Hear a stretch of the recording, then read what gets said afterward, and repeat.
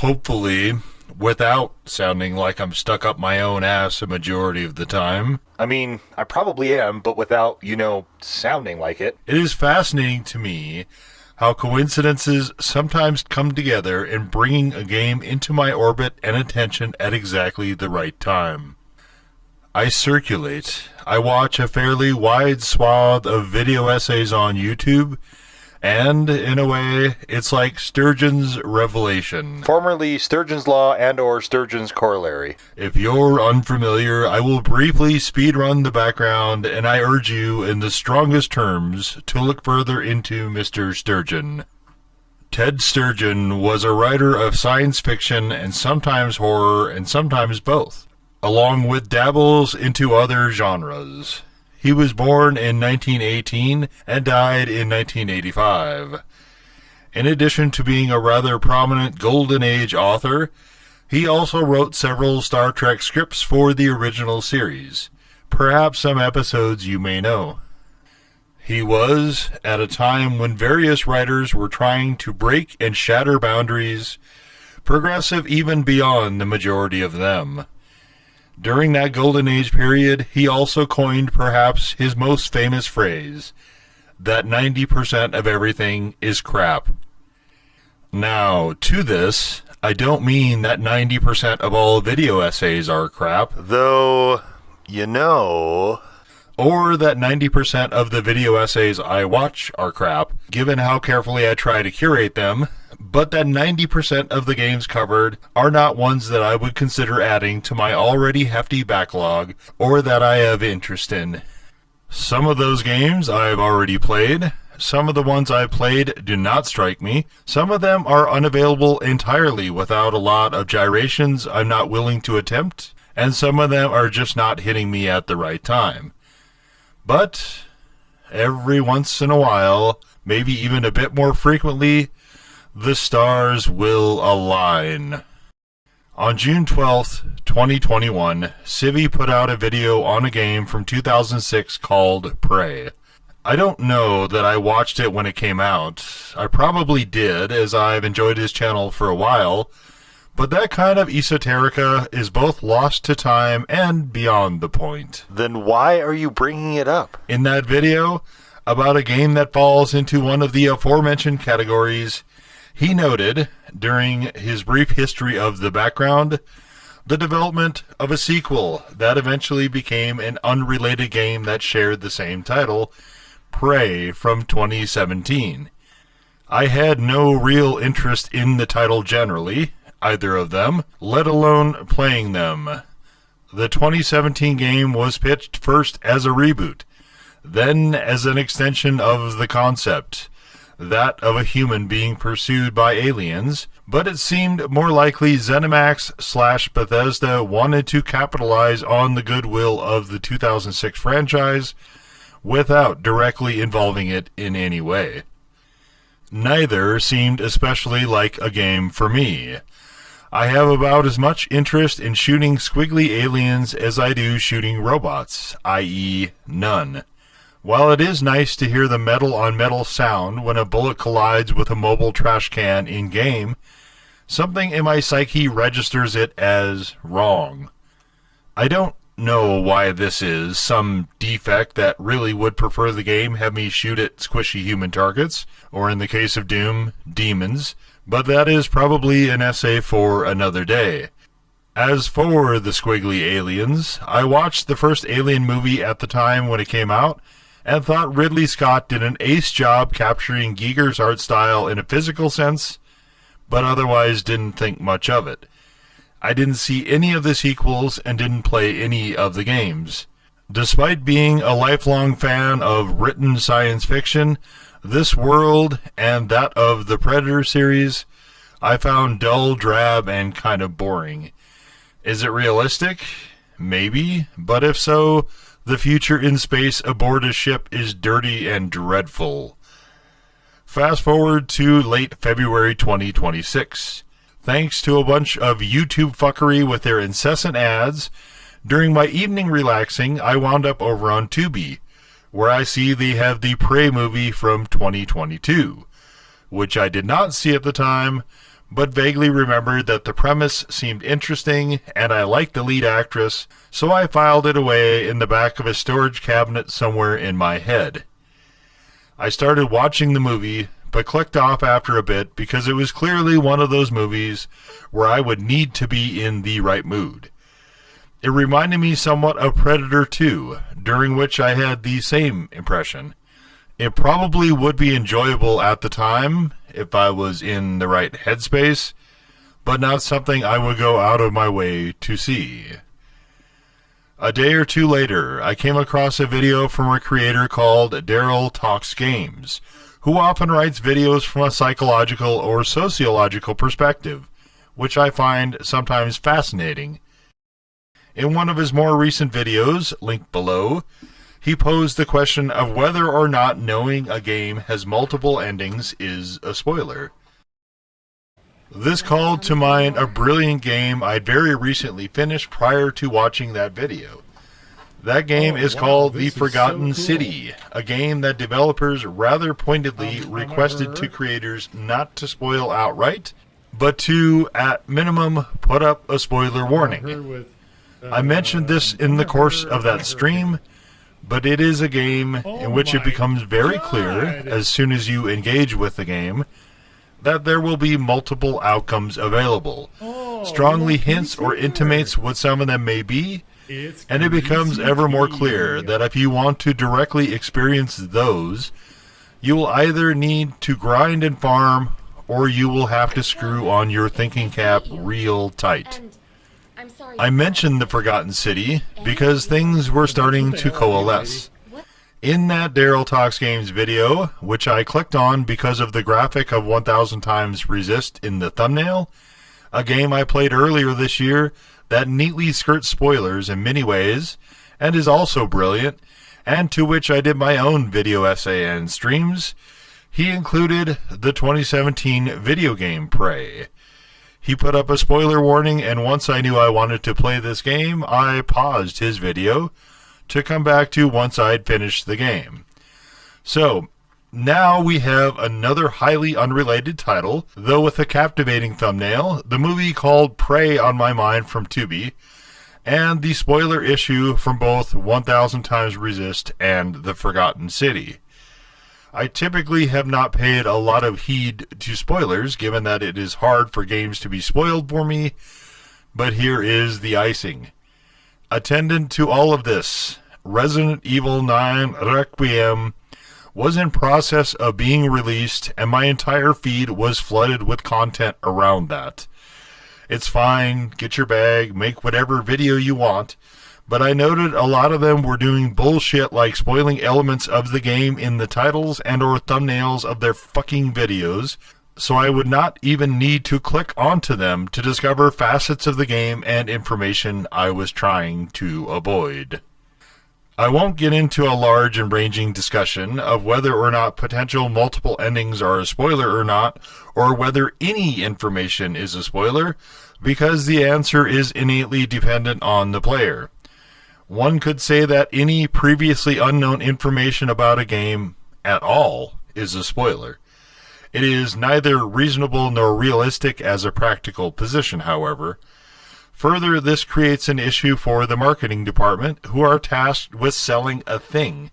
Because how often will you, as a consumer, buy anything sight unseen without knowing any information about it other than a name?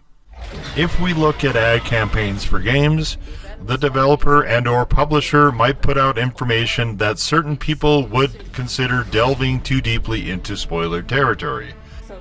I am a strong believer that devs should be able to make whatever game they want and then put it out to market in that condition.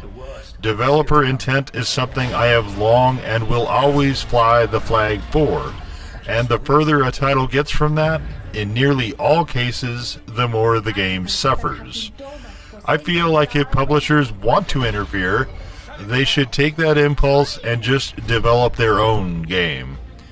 Where I'm going with all of this is my position has evolved to not considering anything a developer/publisher puts out in their marketing prior to a game release as a spoiler, but most other information, especially outside of that source, is. Some entire genres have multiple endings implied. Imagine, if you will, an RPG, particularly one that is open world. There are usually many roads to tread, and that is perhaps intrinsically a part of the appeal for many players. They already know going in that there are likely many branching paths leading to dissimilar conclusions. Even in games that are more on rails, there are often variables to the singular ending, which has been borderline de rigueur since the first Resident Evil. Is any of that a spoiler? Let's make it a tad more personal and direct. What if some swinging dick with a YouTube channel wants to engage in the mental masturbatory exercises known as video game essays? How about if, in one of those compelling works of stunning and brave magnificence, I tell you what happens, but not how? The game will end, and you will have to make a choice. What if I leave out all those clever plot or character twists and turns and just mention larger, broader implications? What if I do that without telling you exactly how I arrived there? In the case of 1000 times resist, because images are worth 1,000 words, and showing is a lot more impactful than telling, and because it is a game that one needs to be immersed in to get the full experience, I cut out all footage except that of traversal, and all characters except those in the trailers. I also used the trailers themselves while I discussed some of the background implications. Some of the aspects are highly contextual, and will be missed unless you were ever a part of those relationships, as I once was. My coverage is necessarily incomplete, as frequently that of observer, or more pointedly, outsider looking in, even while directly a part of things, and it will be for anyone not explicitly intimately part of those dynamics. Is that a spoiler? If I say something of which you might never otherwise be aware, but which does not involve the specific game story, does that count? Fuck, I was not gonna do this. God damn it. Getting back on track, I also had it in my head that I had somehow not had any Bethesda games on the channel, but this is decidedly false, given that they are a corporate vacuum that likes to suck up talented developers, and maybe later put them to death. Prey 2017 was developed by Arcane, who did have other games on this channel, including the somewhat underwhelming for me Dark Messiah of Might and Magic. However, the visuals that I saw briefly in Daryl Talks Games video look more like something Obsidian might do. So I got confused, because my mind did not glom onto the fact that Obsidian and Bethesda were different things entirely. Anyway, for all that, and because Prey 2017 was on the PS Plus service, and I'd already written the first 1,800 words of this essay, that was the final Nails? of why I decided to stream that game. It is, at this point, that I tell you there are heavy spoilers for this game, that being specifically Prey 2017 from Arcane, including the ending, but I will attempt to buffer it somewhat. Most of the spoilers will be in the elements, the ancillary bits, the arc, and the journey we take as the game progresses, but not all. If you would prefer that this kind of thing, along with my various observations, not be handed to you, this is your point of no return, and everything after this counter will be replete with spoilers in one way or another. 5, 4, 3, 2, 1. Ready? Steady? Alright, let's go. This game ponders many questions, some of which are along the lines of what if your entire existence is a meticulously fabricated simulation, with just enough of the appearance of control lent to you so as to foster believability. This will become important later in the game, so keep the question in mind, but this game also rather substantially questions reality itself. or what you understood to be reality. Many games have done this, of course, and this sort of twisty ending or revelation is a staple in books and movies as well. Mysteries are beloved, perhaps and even especially if one does not realize the thing they are experiencing is a mystery. Mystery, so to speak. It is another game that asks not only whether the puzzle you are trying to solve is missing pieces, but whether or not it is the actual puzzle you thought you were working on at all. The game starts out innocently enough, with a relatively common trope. You, as either male or female, Morgan Yu, wake up in your bed, in your apartment, to the sound of a buzzing clock, and a call from your brother reminding you to not be tardy for your appointment. You can see the sights of the city skyline from your smallish apartment, one entire wall of which is composed of glass. So, you get up, and if you're me, discover you can throw objects and then repeat an earlier sequence of my gameplay of Soma. There is a very stupid video of this on the channel. Wherein you spend several minutes randomly tossing shit around and trashing your own place. You discover during this process you can collect certain items. You also discover you can climb random things, like the bathroom sink. Despite your efforts to overfill the toilet, it will flush, but not flood over. The shower works, and so you hop in, then look down to discover you are still fully clothed. You cannot observe this in the mirror, as none of the reflective surfaces work. Something here seems off, but it might also just be game mechanics. No matter how much shit you toss at it, the glass wall won't break or so much as crack. Also, the door to the balcony is jammed and will not open, so you can't go outside to huff in the city air. You read through certain passages of books, which may or may not be interconnected. Throw some game controllers at a large screen TV set on the wall, then go check your email before finally completing the mission. The one task you had for this entire sequence, which was to put on your spacesuit. It's not clear why your spacesuit is in your apartment, but there it is, hanging on the door. I am really good at this. You are, you see, going off-planet, finally.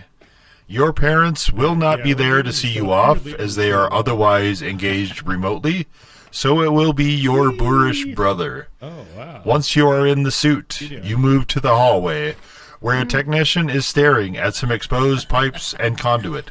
You can take several moments to attempt to annoy this person by throwing their lantern at them repeatedly, but all other doors are locked, and you can only go to the elevator. So you do. You get in, and everything is chosen for you. Again? Odd, but this is the future, after all. 6 years into the future from when I played this, and 15 from when the game came out, sure, but there is already similar technology operational today, right now, in China.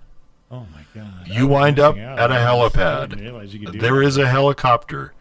You have a jump button. You are at a helipad and have a jump button, and there is a helicopter on it with spinning blades. Naturally, you jump into them. Yes! Starting again, I decided to be less of an idiot, to the extent possible, I guess, and went on what is described as a scenic helicopter tour over the city, which also serves as the logo credits for the game. Curious, but I've seen developers do worse. When you land, the capitalized "Pray" wording that is posted above the second helipad changes to Transtar, which is your destination. You exit the helicopter, which does not fly off, and go inside another elevator, which takes you to a hallway with an enclosed desk and a circular pathway to another door. This is the path to the test labs, tests which you have to take before leaving the planet, and which your brother characterizes as somewhat of a U family tradition. Psychological profiling is part of astronaut shit now, so again, while something feels off, like why has this not already been done instead of last minute prior to leaving, but nothing is overtly too far outside, well, not the norm, as this is set in the future, but not too far outside of the reasonable. In the test labs, you are given a series of questions, seemingly innocuous, until it gets to the trolley problem question, upon which you are asked 3 of these in a row. If you're me, you will also attempt to heave anything not bolted down through the windows where the questioners are. They will react to this, by the way, and in one instance, outright refuse to so much as attempt the test. I am a curious little kitten by nature, and part of me wants to see what will happen and if the developers thought of things. To that point, they did. The developers thought of nearly everything and will also use your video game experience as part of their design to lull you, so that when the hammer comes, as it does shortly, you cannot be appropriately prepared and are thus more flabbergasted. But we are not there quite yet. The questioners offer little asides, hinting at a certain correctness or desired answer they have for the questions, but which I disregarded as irrelevant, given that, like the character, I had no idea what was going on as of yet, and recognized none of these people. At what turned out to be the final question, which seemed to be an interpretation of a Rorschach block, the lead questioner was jumped by a mass of black wriggling tentacles. These little fuckers are one of the more annoying enemies in the early game, and they are called mimics, referring to their ability to assume the form of any inert shape. Glass cracks, a series of panicky sounds, and we wind up fading to black in the midst of all this, fainting, one assumes, though it seems more like sensory deprivation, as we can still hear our brother, who is some big wig in all of this, giving instructions. We wake up again in our own bed, to the same sequence as before, but with some of the object placement changed. We check our email, which consists of one repeated message telling us that we are in danger and to leave. On goes the suit, back into the hallway, and the tech is dead, leaving a pipe wrench conveniently nearby. By applying that wrench to any of the large windows, once I carefully secured all the crap I could actually collect, we discover those are actually large screens, and our previously carefully constructed routine, including all of the travel, was all part of a set, itself part of an elaborate ruse. We can discover we have been watched the entire time, observed at literally every moment. If we had questions before, we really have them now, in spades. A voice, which will be male or female depending on which Morgan you chose, I picked the female, is telling us to traverse down a route which will lead us to our office. By following this path down a sweeping staircase, we come to the blow-away moment. Not only are we not new to the space station, we are not even on a planet at all, but already in space and on a space station, which is suffering from one of several substantive hull breaches. This is reinforced by the voice telling us again to find our office, as evidently we have been on the station for some time. Space madness is a theme a lot of games indulge in, and the developers are very clever with their references to specifically remind you of other media in that setting, so as to dangle a series of red herrings in front of you as you attempt to parse out the truth. Your character's inability to remember any of this is attributed to the neuromods, which also destroy various memory sections. The neuromods are implants intended to give you certain skills, which humans attain in modern day through training and experience, but in this future are injected directly into the brain physically via the eye socket. So I suppose some memory degradation would be something one could reasonably expect. In your office, you meet the voice, which is an operator named January. Operators are sort of flying robotic drones that complete various tasks, as in medical ones heal you, engineering ones fix your suit, etc. That is, until they become corrupted and then are one of the more annoying enemies in the game. January is a more empowered one, in that it has the ability to monitor you, open communications for you to find on terminals, pathfind, and sometimes open doors, and so on. January is also evidently a failsafe that you devised at some moment of previous clarity to aid you in a mission that you, on a video January insists you watch, are to blow up the entire space station with everything on it, including, and perhaps especially, you. You are missing one of the two halves of the self-destruct keys.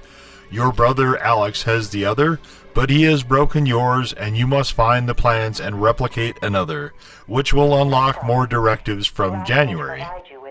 Something is very wrong. I don't mean reliving certain parts of your life, but having no idea how you got there, or stumbling across random fragments of your missing memory, echoing the Alzheimer's portrayed in a fairly prominent horror movie called The Notebook. All of that is very unnerving, to be sure, but the feeling of dread and unease comes also from the creatures known as phantoms.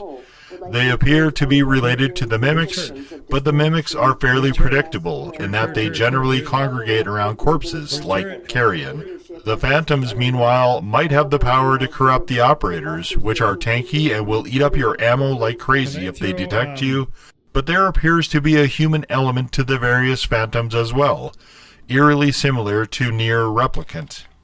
Some of the phantoms have names, which your HUD identifies. There is something else, an overshadowing overtone. If the phantoms, as January states, are hostile aliens, muttering while seemingly on patrol or in attempting some directed action which is not always clear, why can you understand them? By this, I don't mean you understand the noises directly yourself, as the person holding the controller.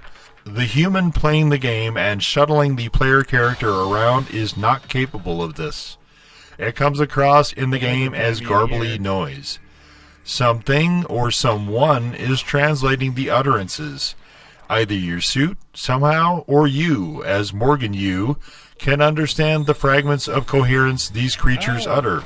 It may be January, who observes when you see mimics or phantoms or corrupted operators, and issues guidance at the first instance of these, but January does not seem exactly cognizant of the phantom commentary or motivation, and is relying on guesswork from observation and research.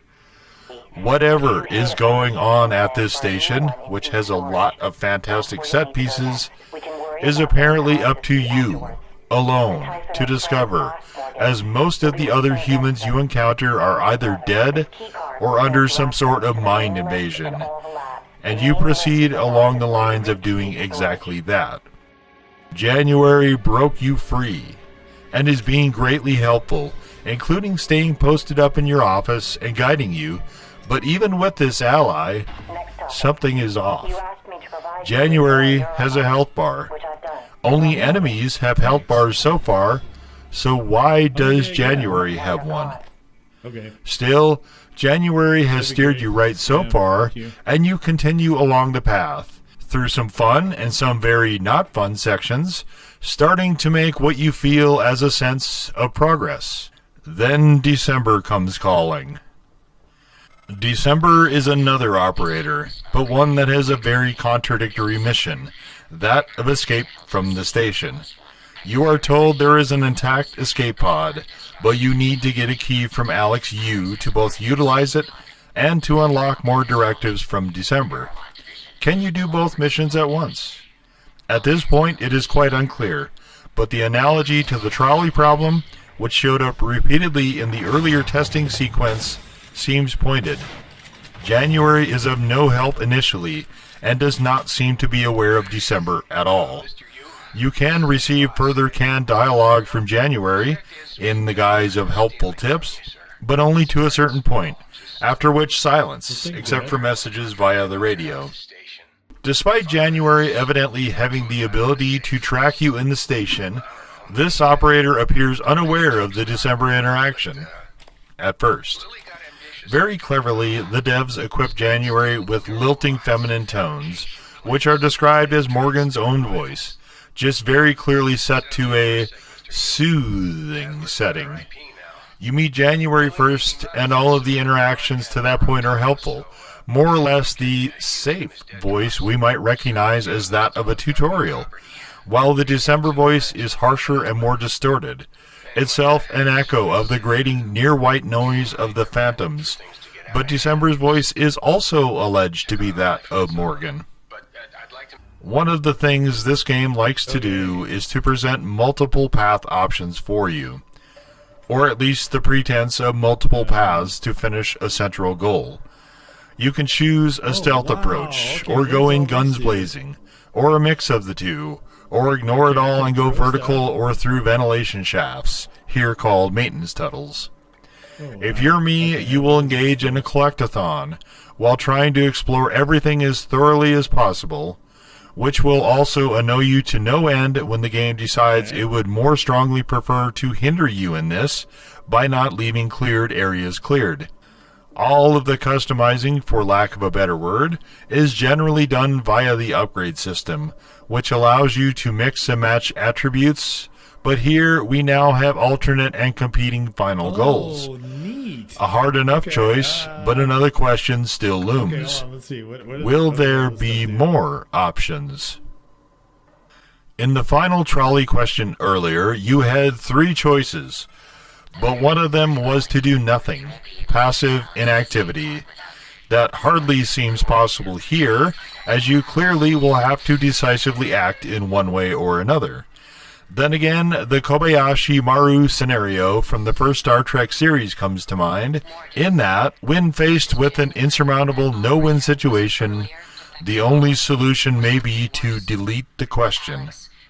Then again, your brother, Alex Yu, is also on your radio, also tracking what you're doing, but seems not to be aware of either January or December. He may represent another currently unknown conclusion and vacillates between hard-ass and caring-seeming brother, further confusing things. It is very curious how you can be tracked by 3 separate entities, all of which are seemingly unknown to each other, though both January and Alex are alerted to December's presence at one point, and one of them winds up destroying the physical operator. Further complicating matters, there is also the possibility that Morgan Yu is mad. The brain is the least understood organ in the human body, and constantly fucking with it, as they seemingly have been in this game, is bound to have consequences unforeseen. In a therapy session log, the doctor notes that Morgan made recordings and wants her to listen to them, as he claims she is making identical complaints she has made in the past about memory loss, but she refuses, roundly insisting they are not her. You are given a bunch of dilemmas to solve, one of which is the enemy problem, and hand in hand with that, who are the actual adversaries? The aliens seem very intent on attacking you physically, so they are an obvious and overt threat. You can wrench the mimics endlessly, to be sure, but as soon as you get the Psychotron, which identifies hiding enemies, they cease being an issue. I have been, perhaps, overly fond of shooters for a really long time, decades, so I decided to bank everything into the guns, as they had fairly high utility. The shotgun in particular is perhaps the archetype of the crowd pleaser type I like so very well, and definitely puts some hitches and steps when close and personal, as many of these encounters tend to be. Even tankier enemies, like the corrupted operator bots, cannot withstand the devastating blast. The silenced pistol is very useful if you want to maintain more distance. There is no ADS in this game, so emptying a full clip into a phantom, for example, before it gets close enough to hit is not at all a bad move. Movement overall is quite decent for a human in space, though at least in the beginning the aliens are faster. There are a variety of other ways to solve the enemy problem, but the aliens are a persistent and ever-encroaching one, And as you get deeper into the game, things begin to escalate, with the far stronger alien entities taking notice and creating various hindrances, ranging from nuisances like radioactive nests that erupt into explodey little ball things, to other things better to avoid. Or at least make sure you have plenty of shotgun shells and have the damage as upgraded as you can make it. I wasn't a fan of biotics in the Mass Effect games, not sure I ever used them actually, and if you do choose to be a psychic warrior and use the enemy's psionics against them, the turrets will come to view you as Typhon. Typhon, of course, was the serpentine titan who once challenged Zeus for the throne of Olympus before being banished to Tartarus. So given that the aliens here are generally of a wriggling, squiggly nature, referring to them by that name is a very nice callback. I really loved the turrets for whatever reason, and took a lot of steps to try and protect them. So the last thing I wanted them to do was turn on me. Also, I didn't want to take away the neuromods for stuff I actually wanted, hence, I used 0 of the Typhon powers for my run. While I'm mentioning guns, it is worth noting that you are going to have to do a lot of unconventional problem solving, and the game will tell you fuck all about how to do that. It will tell you certain things when you first get a device, such as the glue gun, but after that, it expects you to remember how the device works, what it will do, and, perhaps most importantly, how to use it to solve a puzzle, such as a transport shaft running through the ship that has various door gates, one of which you do not have the code for. There may or may not be context clues scattered around the environment, which the game will sometimes hint at, but it expects you to use your brain and tools to resolve situations. This happens a fair bit, so I found it far better to upgrade my suit with neuromods, somehow, so I could have greater capacity rather than discarding any device the game gave me. Off topic a bit, but neuromods are things you physically insert into your body as described earlier. I cannot make sense that doing such a thing would somehow upgrade your suit, a thing you are wearing, and not intrinsically or otherwise an actual part of your body, but I digress.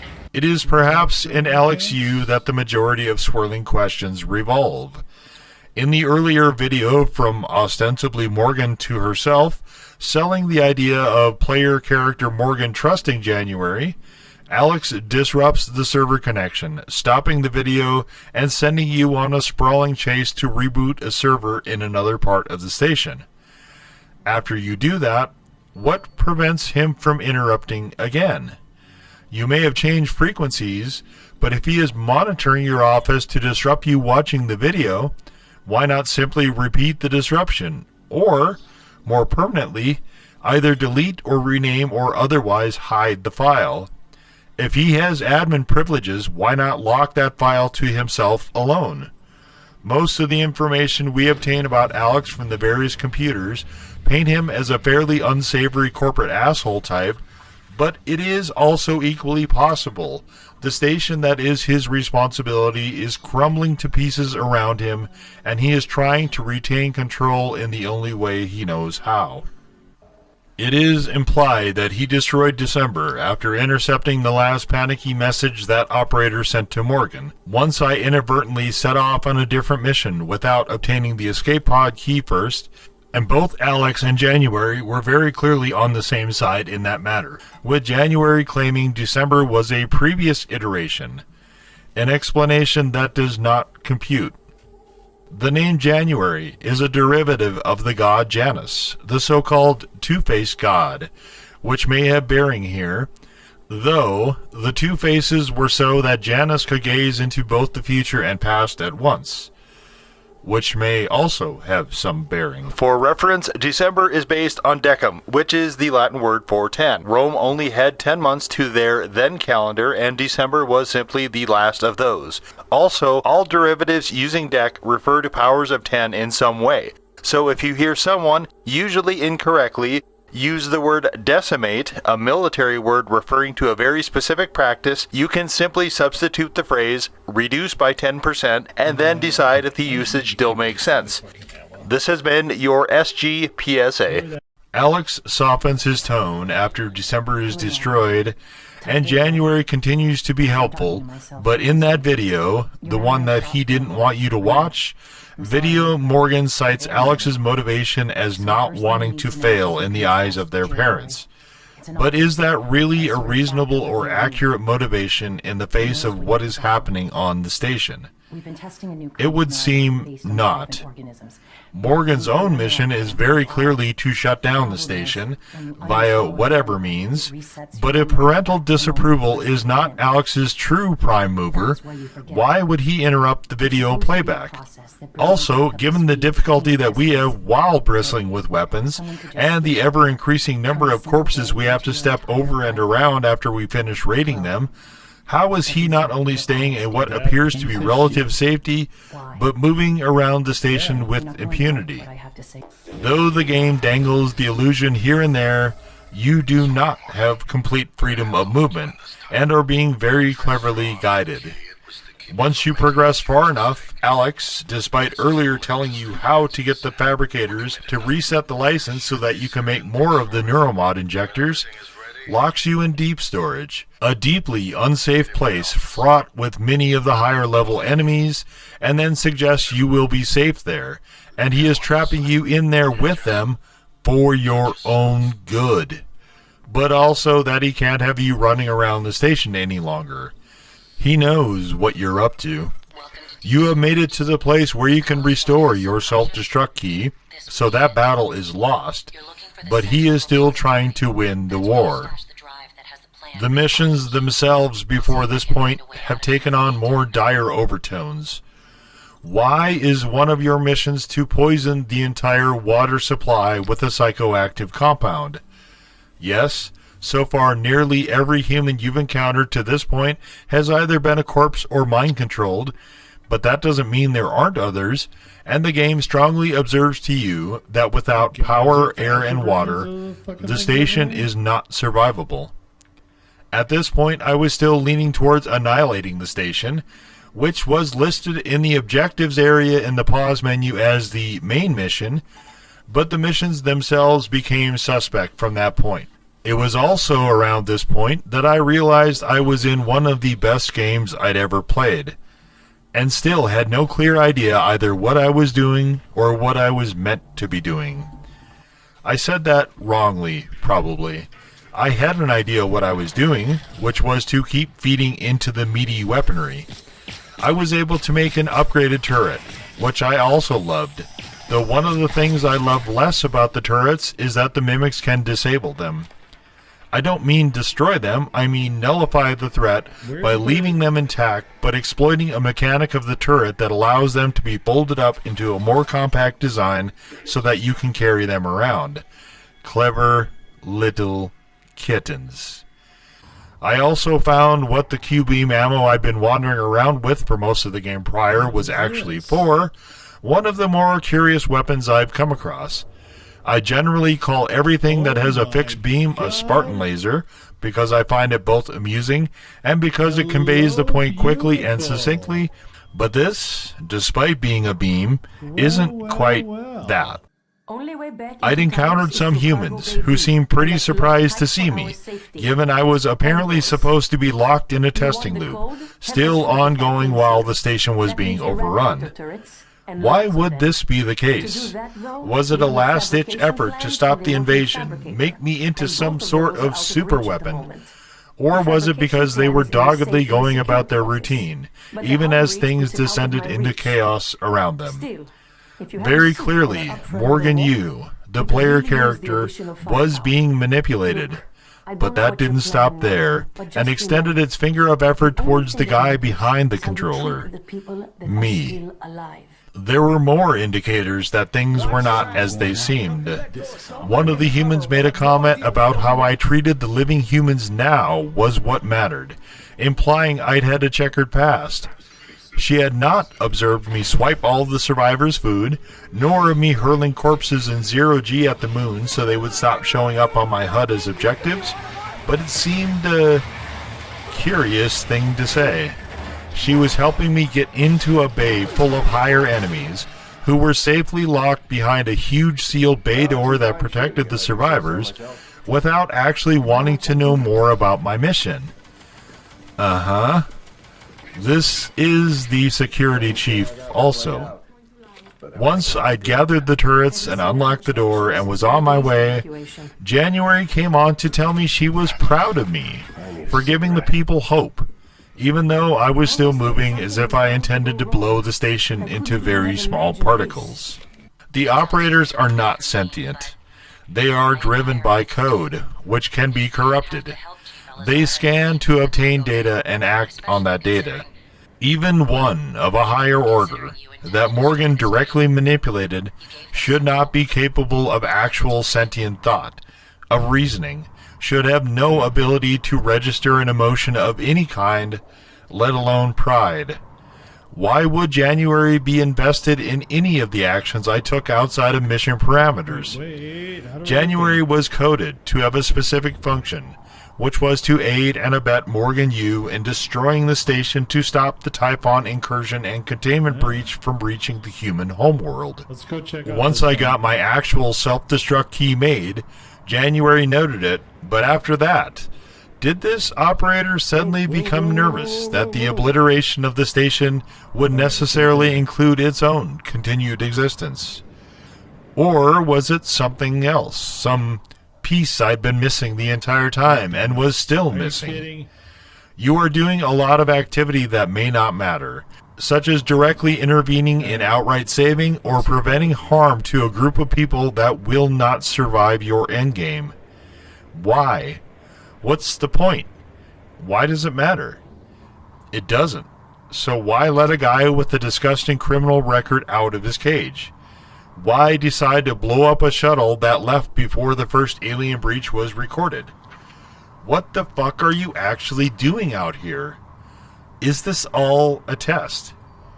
Or am I the player, not Morgan U, the player character, but me, the person pressing all these buttons on a controller, just chasing shadows?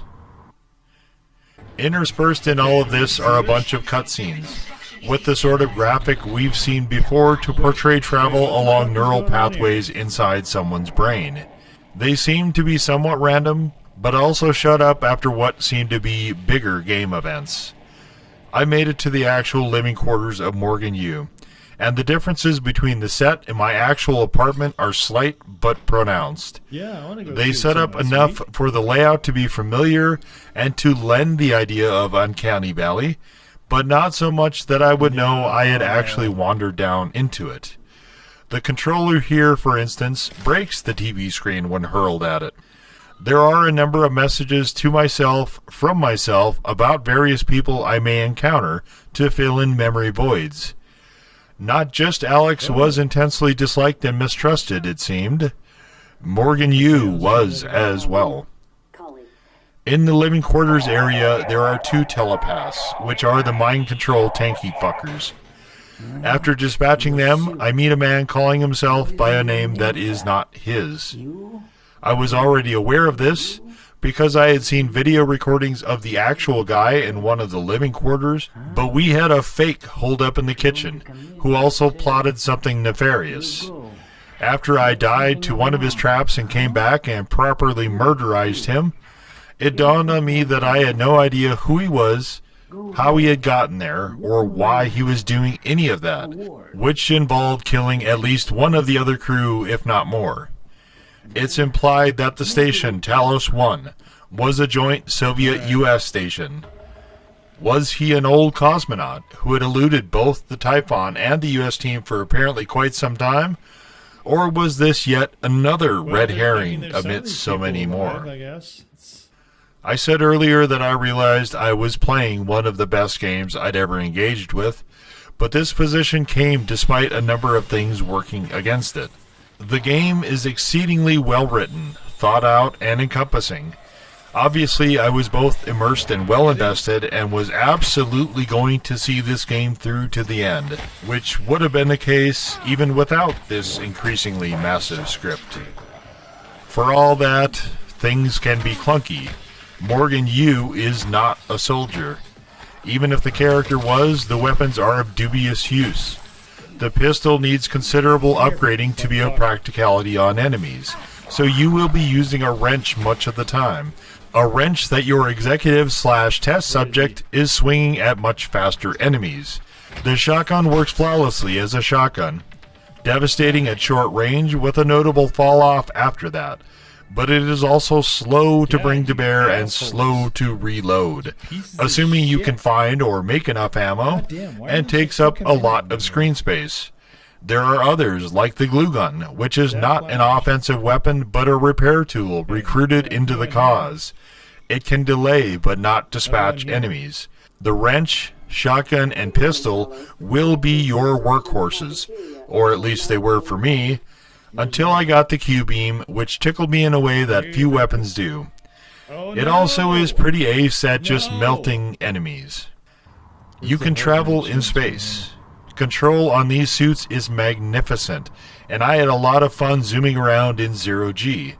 In some respects, this may be the best part of the game, though there are, of course, fucking enemies brimming over there as well, and if you are not careful and bang into a girder at full tilt, both your suit and you will take damage.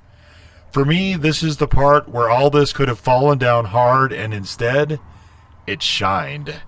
Being out there with the moon is just truly majestic, epic on a grand scale, and this does it beyond justice. This is balanced, I suppose, by other parts of the game being annoying. The hacking mechanic I was not particularly fond of. Cleared areas not staying cleared became increasingly grating. I like to explore generally, but with how this game handles it, I found myself increasingly wishing I would be able to without being pressured. For example, I would be checking something out and get carried away exploring, having myself a wild time of it, and the game would decide what I really should be instead is attacked, which I discovered only after one of their projectiles or one of the explodey things hit me.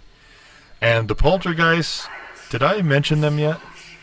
They're invisible, and if you watch this channel for any length of time, you will know just how much I love both invisible and or teleporting enemies, and there are both in this game. So when I say that this is still one of the best games I've ever played, know that it is in the context of going up against a number of things I intensely dislike in video games. For most of this playthrough, I was wondering a number of questions. One of them, beyond the ones I have already mentioned, was what conditions would do what thing. In a game chock full of unreliable narrators, which is nearly everyone you encounter that is not directly an enemy, it was often unclear what thing I was doing, or might be doing, or was tempted to do, would affect what other thing later, if at all.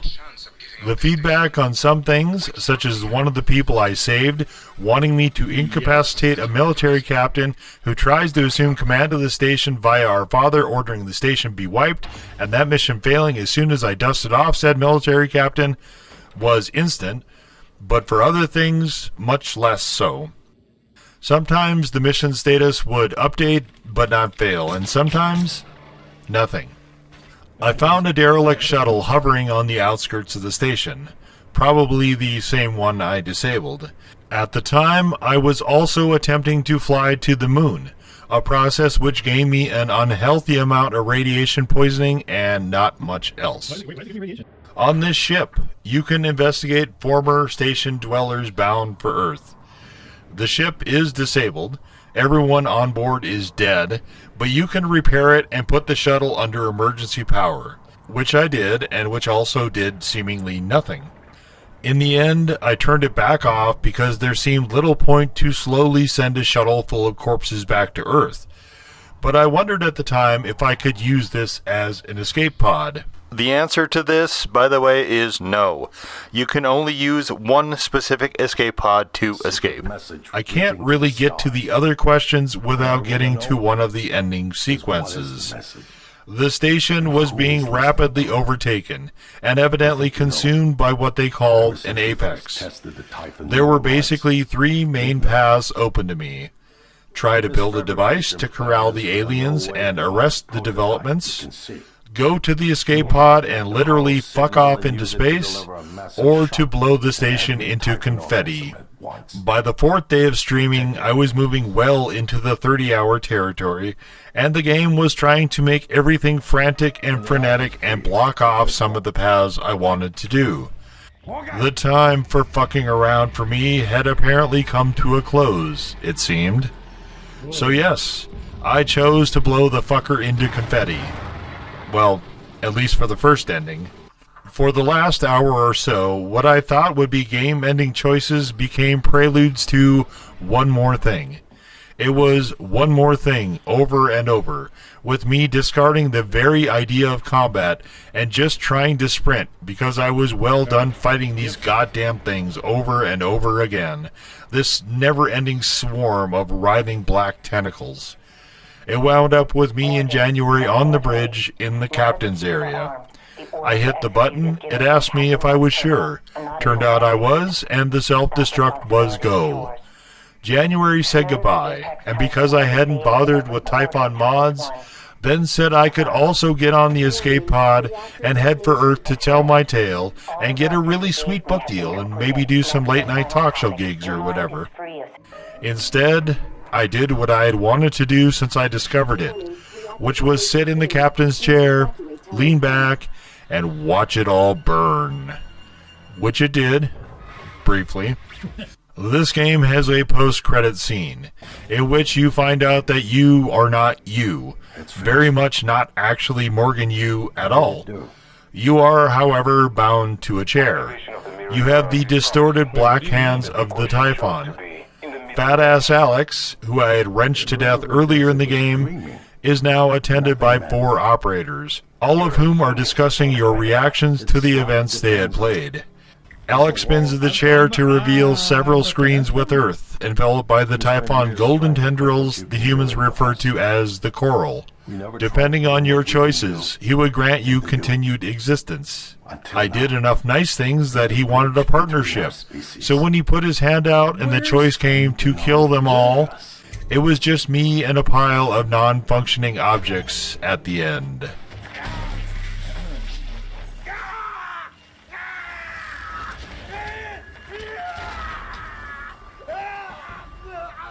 I did also reload the save and escape to see what was different. Nothing.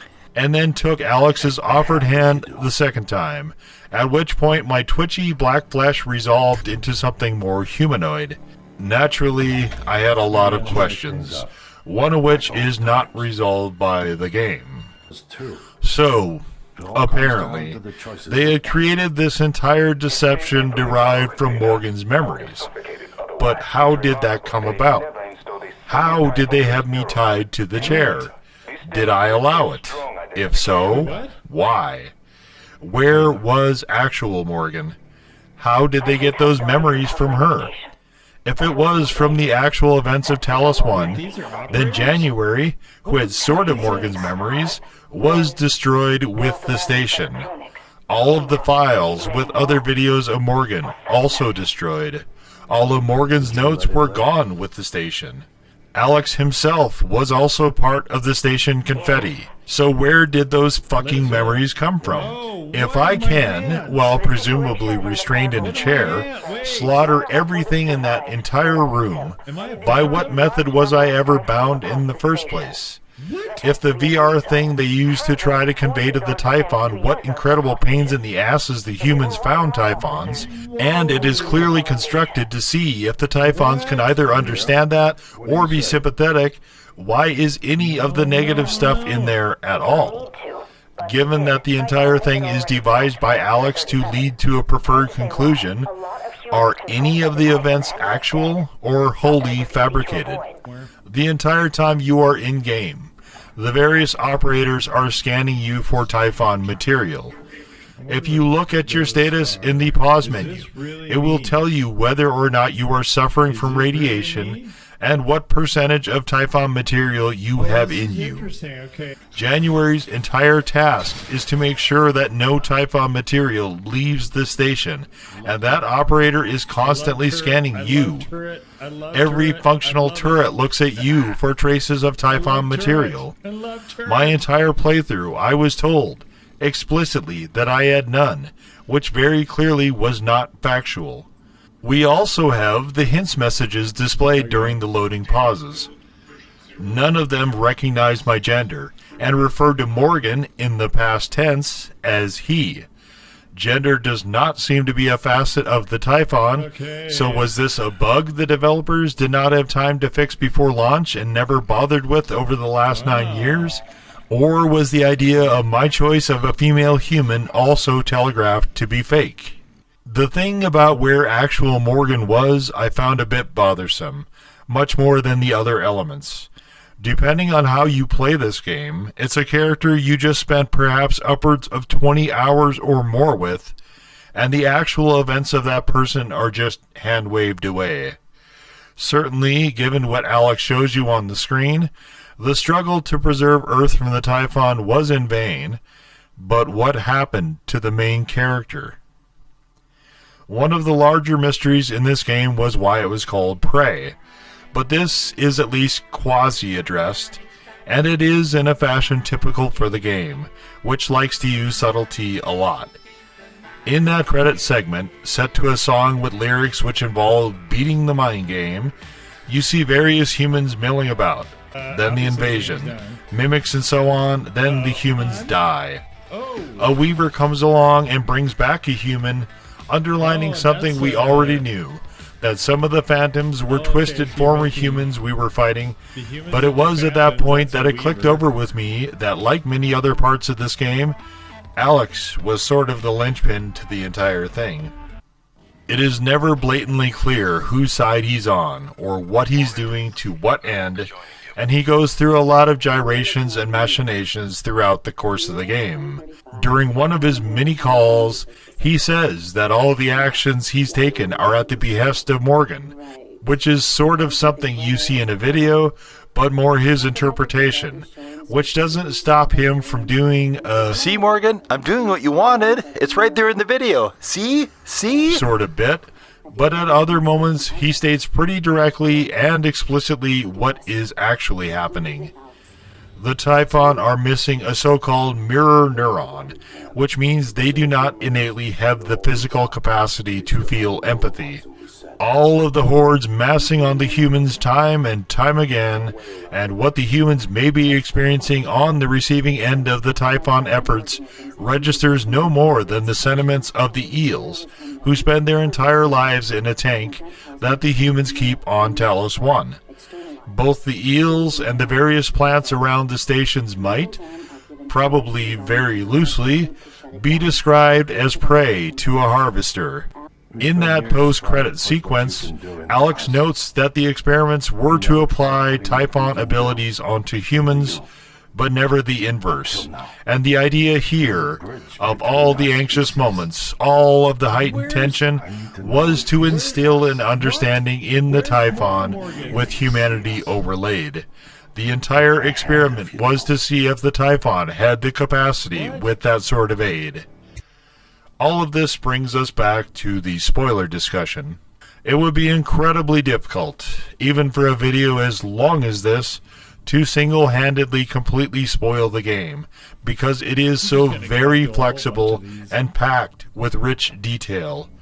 I very much doubt any two players will ever have the same playthrough, because of that capacity to solve things in such an open-ended manner. I watched a few other videos once I concluded my own playthrough, and none of them did some of my favorite maneuvers that seemed obvious to me, and I discovered something new to me in each of those as well. I did not play with the Typhon powers at all. I chose a female player character, which seems dissimilar to what most of the others did, and it does appear there are differences attendant to that choice. Despite my frequent attempts at exploration, there were still several locked areas I was never able to get into. I did not find all the crew, nor read all the messages, or listen to all the recordings, or finish anywhere near all the missions. I very much tried, but this is a game very clearly designed to be played through more than once. And if you do, it is one of the few that will be as rewarding as the initial playthrough, given that you now have context for much more of it. This game expects you to pay attention and come in with your smarts intact and your wits sharpened up, which is great. But there is just so very much to take in, it's probably not possible in an initial run. All right, let me... Prey 2017 is by no means perfect, and there were many moments that I wish the developers had chosen to rein back some of the visual noise that was making it impossible to see what was going on, let alone navigate at speed, and fuck trying to actually fight anything. There were times when I admired the absolute dickishness of the developers and their placement of Poltergeist, easily my least favorite enemy, though I very much didn't admire my ass being sunk deep in the trap they'd constructed. I don't know what enemy type was actually in the chair at the end, but I suspect it was probably a mimic variant, since they were the enemy with the best AI in the game, and that they seemed capable of independent thought and calculation and would often pick their moments rather than being rampant walking destructors like the Phantoms tended to be. It is another game I think everyone should play, especially those who like well thought out, thoughtful, and thought-provoking, thoroughly brilliant games with both competent and intelligently consistent design. I hate you. For many games, we play in environments that could not possibly exist. All right, let's, This one, however, think I'm aside gonna from go a to few space. pointless farcical gestures like the rotating inward-facing billboard outside of the station, has a number of elements that plausibly exist now. And some of their ideas, like for future sustainable food generation in that setting, are quite clever. Most of what is there seems deliberate, in a humans inhabiting a research station in space long-term sort of setting. It's an incredible atmosphere, both in terms of area to roam around in, but all the way down to the stellar music and sound cues, and generally excellent voice acting. Prey 2017 was considered a commercial disappointment, but there are a few reasons for its status as more cult classic than mainstream darling. anything here? The first of these is Bethesda themselves, who did not understand what they had or what the game was, extending all the way down to the name. Their confusion led directly to marketplace confusion. It is very much not a shooter, only very loosely an RPG, and what others have characterized as the greatest immersive sim to ever exist, which seemingly only survived by glowing word of mouth, which it richly deserves. Couple this with 2017 being a rather stacked year, and you have little chance of this kind of thing ever doing much more than flying below the radar. But those games, those champions, not always obvious amidst all the clutter of the louder and more hollow games, are often rewarding, and this is perhaps the peak example of that. Even watching through the VODs during the collection of footage for this video, after a 30-plus hour playthrough, I still was sorely tempted to jump back into a New Game Plus and just go exploring, especially since me, the viewer, saw so much that me, the player, missed, even when I was trying to be observant. This is one of the happier and perhaps more powerful things about New Game Plus runs, in that you can erase regret, such as in all the areas I wish I'd checked out in the initial run. I've heard it said this is possibly the most underrated video game in history, and I'm not sure that's wrong. This is another title I'm inordinately glad I experienced, and I recommend, in the strongest terms, that you do as well if you haven't already. As always, thank you for watching.